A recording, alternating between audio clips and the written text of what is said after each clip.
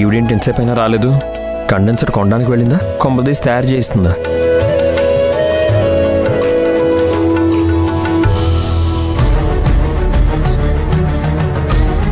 ఇవి తీసుకోండి. మీ అత్తయ్య మీకు ఇవ్వమన్నారు. డైమండ్ రింగ్ కొనుక్కోండి.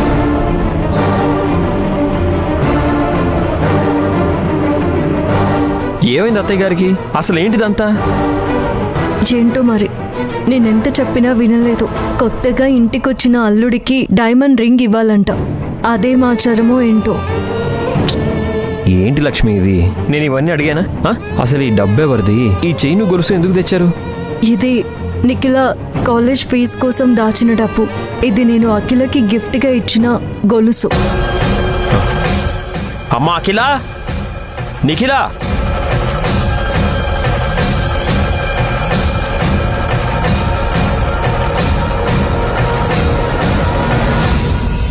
ఏంటి అత్తయ్య గారు ఇదంతా?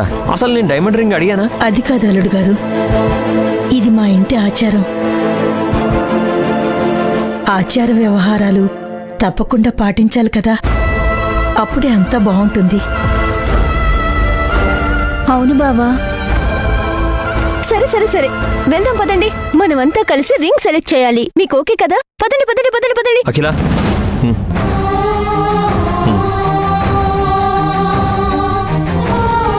అఖిల, ఇది తీసుకోమ్మా. వద్దు బావా. నేను చెప్తున్నాను కదమ్మా, తీసుకో. అది కాదు బావా. తీసుకోమ్మా. నిఖిలా, తీసుకో.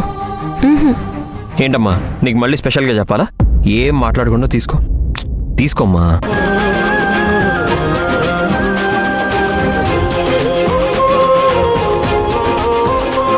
ఏంటి అత్తయ్య గారు ఇదంతా? మీరు నన్ను అర్థం చేసుకుంది ఇంతేనా?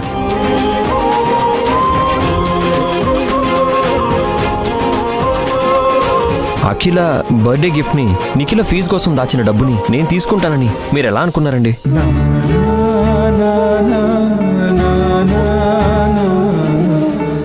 నన్ను మీ ఇంటి పెద్ద కొడుకులా అనుకున్నాను అన్నారు కదా. నిజంగా మీరు అలా ఫీల్ అయితే ఇలా చేస్తారా?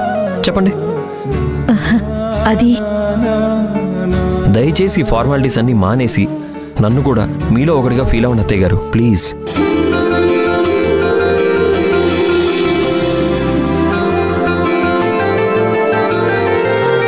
చెప్పాను కదా సుమిత్ర, ఇలాంటి అల్లుడు దొరకాలంటే ఎంతో అదృష్టం ఉండాలి. అసలు నీకు అల్లుడు దొరకలేదు, కొడుకు దొరికాడనుకో.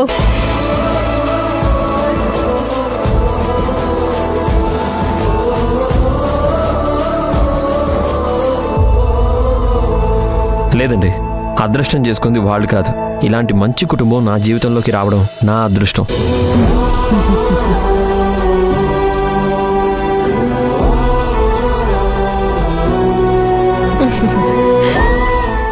ఇదిగో బాబు, తీసుకో.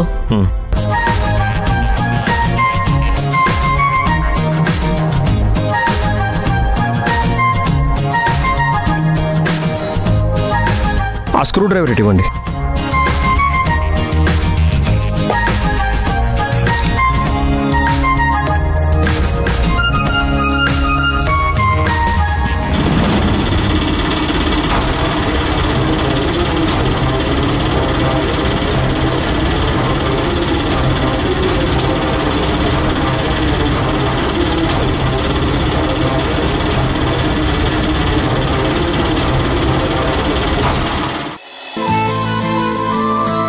నువ్వు కష్టపడ్డం మేము చూడలేం బాబు.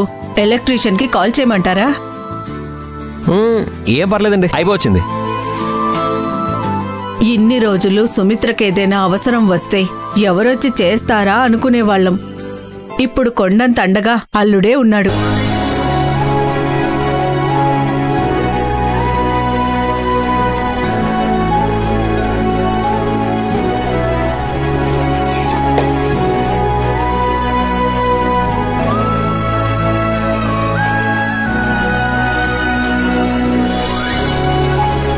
అఖిల, ఇప్పుడే మా ఫ్యాన్.